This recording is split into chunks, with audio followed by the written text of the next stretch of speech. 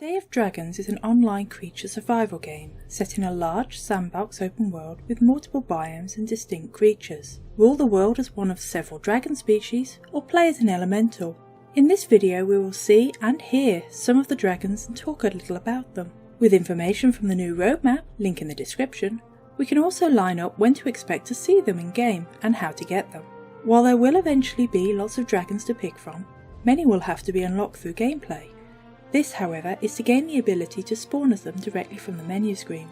But, aside from one dragon, all of the species are playable if you are able to find a dragon of that kind with a nest and eggs, as they are able to invite you to play as the next generation.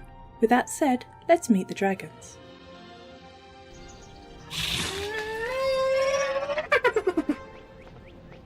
This is the Acid Spitter Drake, a DLC dragon that also granted you access to the closed beta branch of the game after the Kickstarter ended. It is on the smaller end of the scale and has an acidic bite able to eat through a dragon's armour, as well as a spined tail you do not want to be on the other end of. The Shadowscale Dragon is the first flighted dragon introduced into the open beta.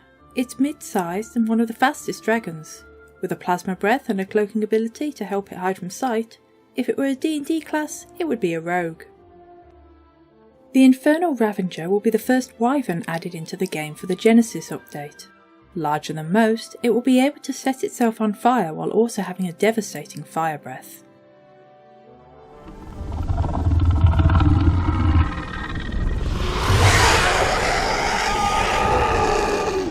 With the addition of the Stalker Dragon, the first 3 always unlocked dragons will be completed for the Genesis update. One of the largest dragons, its thermal vision will act as a counter to the Shadowscale's cloak ability, and anyone that catches its eye will likely meet a fiery end.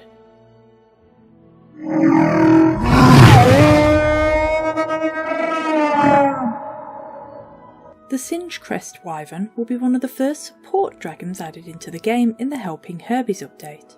Its cauterizing plasma breath will seal wounds and promote healing.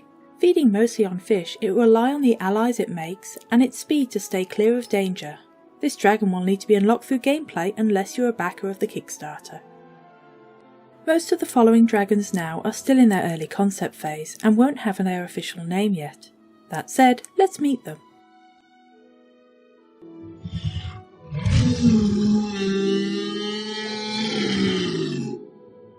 The Nurse is a tank of a dragon, and needs to be. This herbivorous sport dragon will be slow and lack any breath weapon. However, they will be able to carry and perfectly incubate other dragons' eggs, influencing not only the colour of the babies, but also improving one of their stats. This will make the dragon important to any clan that wants to improve their bloodline. Added in the Helping Herbies update, it will need unlocking in-game unless you are a Kickstarter backer. The Bio is one of the smallest dragons and a Kickstarter exclusive, though still playable if you're nested in. Coming with the Toxic Exotics update, it is more of a cosmetic dragon, lacking any sort of combat abilities other than its near unmatched speed. It feeds on the nectar of special flowers found mostly in caves and special locations. One special ability it does have is its bioluminescence, and with its breath attack it is able to bring out the hidden glow of any dragon that it hits. The Micro is even smaller than the Bio, and also available in the Toxic Exotics update. It has a unique diet of other dragon's eggs, including their own, and uses its acidic saliva to break down the hard shells. Its tail is also prehensile, helping it carry eggs away to a safe spot to eat. Unlock through gameplay, or if you are a Kickstarter backer.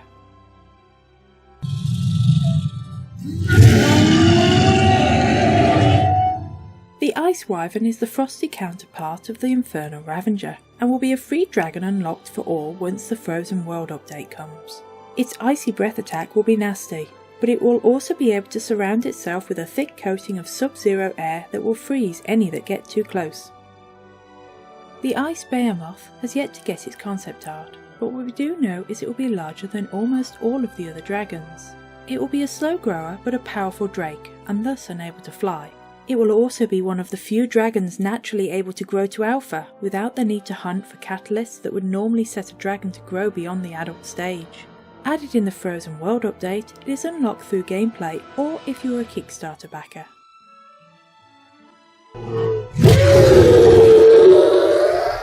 The only dragon you will not be able to nest it in as is the hybrid. A rare sight, this dragon is unlocked through gameplay or if you are a Kickstarter backer.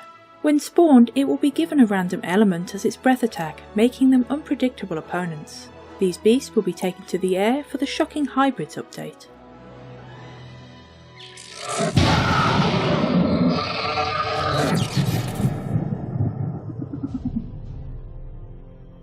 The last dragon we'll recover is the Blitz Striker Amphitheer, a 2-winged serpent dragon with a shocking attack and a stun ability. This will be medium sized and the second DLC dragon to be added when the Shocking Hybrids update is dropped in the future. Several other dragons are planned for future updates, but we know very little about them at this time. With such a large array of dragon types, as well as supported playstyles, I'm sure everyone can find a dragon that will suit them, but why stop at one? Every server will let you play as one of each dragon, so long as you have it unlocked or you have found others to nest you in. So if one day you want to play as a hit and run Shadowscale, and the next you want to take a break and nest down as a nurse dragon helping your clan grow stronger, you can, and be safe in the knowledge that your Shadowscale will be right there for you when you want them again. Which dragon do you think you'll play the most as?